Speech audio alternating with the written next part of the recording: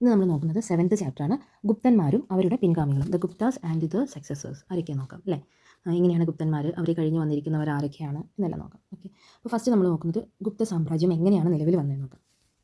മൗര്യന്മാരുടെ കാലത്തിന് ശേഷം ഇന്ത്യയിൽ പല രാജവംശങ്ങളും ഭരണം നടത്തി. അവയിൽ പ്രധാനപ്പെട്ട രണ്ടെണ്ണം ശതവാഹനന്മാരും കുശാനന്മാരായിരുന്നു.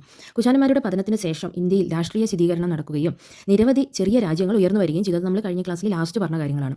അന്യോന്യം നിരന്തരം കലഹിച്ചു പോന്ന ഈ രാജ്യങ്ങൾ പലപ്പോഴും യുദ്ധങ്ങളിലും ഏർപ്പെട്ടു. കാരണം തങ്ങൾക്ക് വേണം അധികാരം എന്ന രീതിയിലായിരുന്നു അവരുണ്ടായിരുന്നത്. ഒടുവിൽ ഗുപ്ത സാമ്രാജ്യത്തിന്റെ സ്ഥാപനത്തോടെ അസ്വസ്ഥതകൾ തൽക്കാലത്തേക്ക് അവസാനിച്ചു എന്ന് പറയാം. പാടലീപുത്രമായിരുന്നു അവരുടെ തലസ്ഥാനം. ഗുപ്തന്മാരുടെ ഉദ്ഭവം, ആദ്യകാല ചരിത്രം എന്നിവയെക്കുറിച്ച് കൃത്യമായ ഒരു വിവരം നമുക്ക് ലഭിച്ചിട്ടില്ല. ഗുപ്തന്മാർ വൈശ്യന്മാരായിരുന്നുവെന്നും ചില പണ്ഡിതർ അഭിപ്രായപ്പെടുന്നുണ്ട്. പശ്ചിമ മഗധയിലെ ഒരു ശൂദ്രവംശത്തിൽപ്പെട്ട കർസാഗർ ഗോത്രക്കാരായിരുന്നു ഗുപ്തന്മാർ എന്ന വിശ്വാസവും പ്രബലമാണ്. അപ്പോൾ ഗുപ്തന്മാരെക്കുറിച്ച് കൃത്യമായിട്ടുള്ള വിവരങ്ങൾ കിട്ടിയിട്ടില്ല. ഈ ഒരു രണ്ട് കാര്യങ്ങളാണ് നമുക്കറിയുന്നത്. ഗുപ്ത സാമ്രാജ്യത്തിന്റെ സ്ഥാപകൻ ശ്രീഗുപ്തനാണ്. AD 275 ഗുപ്ത സാമ്രാജ്യം സ്ഥാപിക്കപ്പെട്ടത്. ഘടോത്കചനായിരുന്നു രണ്ടാമത്തെ ഗുപ്ത രാജാവ്. അപ്പോൾ ഗുപ്ത രാജാവിനെ കുറിച്ചാണ് നമ്മൾ പറയുന്നത്. ഗുപ്തൻ ഒന്നാമനെ കുറിച്ചിട്ട് നമുക്ക് എന്താണ് കാര്യങ്ങൾ എന്ന് നോക്കാം. അപ്പോൾ നമ്മളിപ്പം ഘടോത്കചനെ കുറിച്ചിട്ടായിരുന്നു പറഞ്ഞിരുന്നത്. സാമ്രാജ്യത്തിന്റെ സ്ഥാപകൻ ശ്രീഗുപ്തനാണെന്നും ഘടോത്കചനാണ് രണ്ടാമത്തെ ഗുപ്ത രാജാവായിട്ട് വന്നിട്ടുള്ളത്. അപ്പോൾ നമ്മൾ ആദ്യം നോക്കുന്നത് എന്താണ്? ഗുപ്തവംശത്തിലെ ആദ്യത്തെ ശ്രദ്ധേയനായ രാജാവാണ് ചന്ദ്രഗുപ്തൻ ഒന്നാമൻ. അദ്ദേഹത്തെക്കുറിച്ചാണ് നമ്മൾ നോക്കുന്നത്. അദ്ദേഹത്തിൻ്റെ കാലഘട്ടം എന്ന് പറയുന്നത് AD 319 മുതൽ 334 വരെയാണ്. അദ്ദേഹം AD 320 അധികാരത്തിലെത്തിയ അദ്ദേഹം തൻ്റെ ഓർമ്മയ്ക്കായി ഗുപ്തവർഷം എന്ന പുതിയൊരു സംവത്സരം തന്നെ ആരംഭിച്ചു. ഏതാണ്ട് 600 കൊല്ലം ഗുപ്തവർഷം പ്രചാരത്തിലുണ്ടായിരുന്നു. ചന്ദ്രഗുപ്തൻ മഹാരാജാതിരാജ എന്ന പദവി വഹിച്ചിട്ടുണ്ട് ആളാണ്. ശക്തമായ ലിച്ചാവി കുടുംബത്തിലെ കുമാരദേവിയുമായുള്ള വിവാഹം അദ്ദേഹത്തിൻ്റെ ശക്തിയും പ്രശസ്തിയും വർദ്ധിപ്പിച്ചു. ഗംഗാതീരത്ത് പ്രയാഗ് വരെയുള്ള പ്രദേശങ്ങളും മഗധയും ചന്ദ്രഗുപ്തൻ തൻ്റെ അധീനതയിൽ കൊണ്ടുവന്നു. അദ്ദേഹത്തിൻ്റെ സാമ്രാജ്യം ബീഹാർ, ഔദ്, അലഹബാദ്, മഗധ എന്നിവ ഉൾപ്പെടുന്നതായിരുന്നു. AD 335 അദ്ദേഹം നിര്യാതനായി. തുടർന്ന് അദ്ദേഹത്തിൻ്റെ മകൻ സമുദ്രഗുപ്തൻ അധികാരത്തിൽ വന്നു. അപ്പം ആദ്യത്തെ ചന്ദ്രഗുപ്തൻ ഒന്നാമൻ അധികാരം, അദ്ദേഹത്തിൻ്റെ പദവി അങ്ങനെയാണെന്ന്, അദ്ദേഹത്തിൻ്റെ രാജവംശം എങ്ങനെയായിരുന്നു നമ്മൾ പറഞ്ഞു. അത് കഴിഞ്ഞ് അദ്ദേഹത്തിന് ശേഷം വന്ന ആളാണ് സമുദ്രഗുപ്തൻ. അദ്ദേഹത്തിൻ്റെ മകനായിട്ടുള്ള സമുദ്രഗുപ്തനാണ് അദ്ദേഹത്തിന് ശേഷം വന്ന വ്യക്തി. സമുദ്രഗുപ്തൻ എന്തൊക്കെ കാര്യങ്ങളാണ് ചെയ്തതെന്ന് നോക്കാം നമുക്ക്. സമുദ്രഗുപ്തൻ്റെ കാലഘട്ടം എന്ന് പറയുന്നത് AD 335 മുതൽ AD 375 വരെയായിരുന്നു. ഗുപ്താധികാരം വികസിപ്പിക്കുന്നതിനും ശക്തിപ്പെടുത്തുന്നതിനും സമുദ്രഗുപ്തൻ ഒരു ആക്രമണ പരമ്പരയായി 9 രാജാക്കന്മാരെ പരാജയപ്പെടുത്തിയ അദ്ദേഹം ഡെക്കാനിലെയും ദക്ഷിണ ഇന്ത്യയിലെയും 12 രാജാക്കന്മാരെയും തോൽപ്പിച്ചു. പിടിച്ചടക്കിയ രാജ്യങ്ങളെല്ലാം ഗുപ്ത സാമ്രാജ്യത്തോട് കൂട്ടിച്ചേർക്കുന്നതിന് പകരം അവിടുത്തെ രാജാക്കന്മാരെ കൊണ്ട് അവർ തൻ്റെ പരമാധികാരം അംഗീകരിപ്പിച്ച് അവരിൽ നിന്ന് കപ്പം വാങ്ങുകയാണ് അദ്ദേഹം ചെയ്തത്. വിദൂര സ്ഥലമായ ദക്ഷിണേന്ത്യൻ പ്രദേശങ്ങളിൽ യാത്രാ സൗകര്യവും വാർത്താവിനിമയ സൗകര്യവും അത്രയൊന്നും ഇല്ലാത്ത കാലത്ത് നേരിട്ട് നിയന്ത്രണത്തിൽ കൊണ്ടുവരാനുള്ള ബുദ്ധിമുട്ട് അദ്ദേഹത്തിന് അറിയാമായിരുന്നു. വടക്ക് ഹിമാലയം മുതൽ തെക്ക് നർമ്മദ വരെയും കിഴക്ക് ബ്രഹ്മപുത്ര മുതൽ പടിഞ്ഞാറ് ചമ്പൽ വരെയും വ്യാപിച്ചു കിടക്കുന്നതായിരുന്നു അദ്ദേഹത്തിൻ്റെ സാമ്രാജ്യം. വളരെ കാലം നീണ്ടുനിന്ന യുദ്ധങ്ങളുടെയും പിടിച്ചടക്കലുകളുടെയും ശേഷം സമുദ്രഗുപ്തൻ ഒരു അശ്വമേധ യാഗം നടത്തി. സമുദ്രഗുപ്തൻ ആക്രമണോത്സുകനായ ഒരു രാജാവും ധീരനായ ഒരു യോദ്ധാവും മാത്രമായിരുന്നില്ല.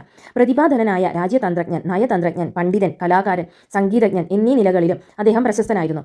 ശാകന്മാരും കുശാനന്മാരുമായി വിവാഹബന്ധത്തിലേർപ്പെട്ട് അദ്ദേഹം അവരുമായി സൗഹൃദ ബന്ധം നിലനിർത്തി. സമുദ്രഗുപ്തൻ മതസഹിഷ്ണുതയുടെ ഉള്ള രാജാവായിരുന്നു. ബോധ്ഗയയിൽ ഒരു ബുദ്ധ സന്യാസാശ്രമം പണിയാൻ അദ്ദേഹം ശ്രീലങ്കൻ രാജാവിന് അനുമതി നൽകി. അദ്ദേഹത്തിന്റെ നേട്ടങ്ങൾ പരിഗണിച്ച് അദ്ദേഹത്തെ പൗരാണിക ഇന്ത്യയുടെ നെപ്പോളിയൻ എന്നാണ് വിളിച്ചു പോന്നിരുന്നത്. അതെ, സമുദ്രഗുപ്തൻ എന്താണെന്ന് അറിയപ്പെട്ടത്? പൗരാണിക ഇന്ത്യയുടെ നെപ്പോളിയൻ എന്നാണ് അറിയപ്പെട്ടിരുന്നത്. ഇനി നമ്മൾ നോക്കുന്നത് ഗുപ്ത രാജാക്കന്മാരുടെ കാലഘട്ടത്തിലെ ജാതികളുടെ പെരുപ്പത്തെക്കുറിച്ചിട്ടാണ് നമ്മൾ അറിയാവുന്നത്. അതായത് ഇനി എന്തൊക്കെ കുലത്തിലുള്ള ജാതി വിശ്വാസങ്ങളാണ് അവിടെ നിലനിന്നിരുന്നത് എന്നാണ് നോക്കുന്നത്. അപ്പോൾ ആരുടെ കാലഘട്ടം? ഗുപ്ത രാജാക്കന്മാരുടെ കാലഘട്ടം നോക്കാം. ജാതികളുടെ പെരുകലാണ് ഗുപ്ത സമൂഹത്തിന്റെ ഒരു പ്രത്യേക സവിശേഷതയായി പറയാനുള്ളത്. മൗര്യന്മാർക്ക് ശേഷം ഉത്തരേന്ത്യ നിരവധി വിദേശ ഗോത്രവർഗ ആക്രമണത്തിന് സാക്ഷ്യം വഹിച്ചു. ബാക്ട്രിയൻസ്, പാർത്തന്മാർ, ശാകന്മാർ, കുശാനന്മാർ ഇവയെല്ലാം അതിൽപ്പെടും. ഇന്ത്യയുടെ വടക്കു പടിഞ്ഞാറൻ മേഖലയിൽ ഇവർ സ്ഥിരമായി താവളമുറപ്പിക്കുകയും ചെയ്തു. ഇന്ത്യയിൽ നിലനിന്നിരുന്ന വർണ്ണഘടനയിലേക്ക് അവരെ പെട്ടെന്ന് ഉൾക്കൊള്ളിക്കാനായില്ല. ആയുധപരമായി വളരെയധികം ശക്തരായതുകൊണ്ട് അവരെ അവഗണിക്കാനും കഴിയില്ലായിരുന്നു. ഇന്ത്യയുടെ തന്ത്രപ്രധാനവും സമ്പന്നവുമായ പല മേഖലകളും നിയന്ത്രിച്ചത് അവരായിരുന്നു. യുദ്ധത്തിന്റെ തിരക്കിലായിരുന്നുവെങ്കിലും അവർ വ്യാപാരത്തെ പ്രോത്സാഹിപ്പിച്ചു. കോംസാംബി, ഉജ്ജയിൻ വഴിയുള്ള പാടലീപുത്ര ബറൌക്ക് പാത, മധുര സിന്ധു തടം വഴിയുള്ള പാടലീപുത്ര ഗ്രീസ് പാത എന്നിവ പാശ്ചാത്യ രാജ്യങ്ങളുമായുള്ള വൻ വ്യാപാരത്തിന് വഴിയൊരുക്കി. അപ്പോൾ ഈ പറയുന്ന വഴികളെല്ലാം നമ്മൾ നോക്കണം. കോസാംബി, ഉജ്ജയിൻ വഴിയുള്ള പാടലീപുത്ര ബറൌക്ക് പാത, മധുര സിന്ധു തടം വഴിയുള്ള പാടലീപുത്ര ഗ്രീസ് പാത എന്നിവയെല്ലാം പാശ്ചാത്യ രാജ്യങ്ങളുമായിട്ട് നമുക്ക് വ്യാപാരത്തിന് ഒരുക്കിയ വഴികളാണ്. വ്യാപാരത്തിലൂടെ അതിയായ സമ്പത്ത് ആർജിച്ച വൈശ്യർക്ക് അതിനനുസരിച്ചുള്ള അംഗീകാരമോ സാമൂഹ്യ പദവിയോ നിലനിന്നില്ല. അതിൽ അവർ അസംതൃപ്തരായിരുന്നു. ഗ്രാമീണ സമ്പദ് വ്യവസ്ഥയിലെ തൊഴിലിന്റെ സവിശേഷവൽക്കരണം ഗ്രാമങ്ങളിൽ ഉപജാതികളുടെ പെരുകലിനിടയാക്കി. ജനങ്ങൾ അവരുടെ സവിശേഷമായ തൊഴിലുകൾക്ക് മാത്രം ശ്രദ്ധിക്കാൻ തുടങ്ങിയപ്പോൾ സൂക്ഷ്മ സ്ഥലത്തിലുള്ള സമ്പദ് വ്യവസ്ഥയുടെ വളർച്ച മന്ദീഭവിക്കുകയും ചെയ്തു. എന്താ പറയുന്നത്, ജനങ്ങൾ അവരുടെ സവിശേഷമായിട്ടുള്ള തൊഴിലുകൾ മാത്രം, കുലങ്ങൾക്ക് ചേർന്നിട്ടുള്ള തൊഴിലുകൾ മാത്രം ശ്രദ്ധിക്കാൻ തുടങ്ങിയപ്പോൾ സൂക്ഷ്മതലത്തിലുള്ള സമ്പദ് വ്യവസ്ഥയുടെ വളർച്ച മുരടിച്ചുപോയി.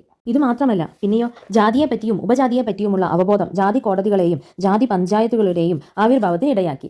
വാണിജ്യ സമൂഹത്തിന്റെ അഭിവൃദ്ധിയും യുദ്ധസംഘങ്ങളുടെ സാന്നിധ്യവും ഉപജാതികളുടെ ആവിർഭാവവും സാമൂഹിക സംഘർഷം സൃഷ്ടിച്ചു.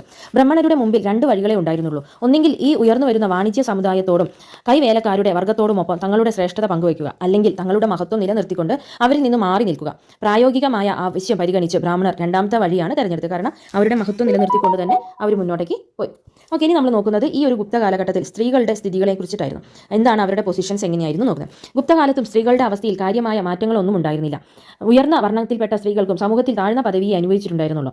പല ബ്രാഹ്മണ ഗ്രന്ഥങ്ങളിലും സ്ത്രീകളെ ശൂദ്രഗണത്തിൽപ്പെടുത്തിയിരിക്കുന്നതായിട്ടാണ് കാണുന്നത്. പ്രായപൂർത്തിയാകുന്നതിന് മുമ്പ് പെൺകുട്ടികളെ വിവാഹം കഴിച്ചയപ്പിക്കുന്നതിനാൽ, അതായത് ശൈശവ വിവാഹം, അതിനാൽ അവർക്ക് ഉന്നത വിദ്യാഭ്യാസത്തിന് അവസരവും കിട്ടിയിട്ടുണ്ടായിരുന്നില്ല. വേദവിദ്യാഭ്യാസം സ്ത്രീകൾക്ക് നിഷേധിക്കുകയും ചെയ്തിട്ടുണ്ടായിരുന്നു. അപ്പം ഈ ഒരു കാലഘട്ടങ്ങളിലും സ്ത്രീകളുടെ അവസ്ഥയെക്കുറിച്ചാണ് പറയുന്നത്. പൊതുജീവിതത്തിൽ പങ്കെടുക്കാനുള്ള സ്വാതന്ത്ര്യം സ്ത്രീകൾക്ക് പൊതുവെ ഉണ്ടായിരുന്നില്ല. എന്നാൽ സമ്പന്നരും പ്രമാണി കുടുംബങ്ങളിൽ നിന്ന് വന്നവരുമായ സ്ത്രീകൾക്ക് ഈ നിയന്ത്രണം ബാധകവുമായിരുന്നില്ല.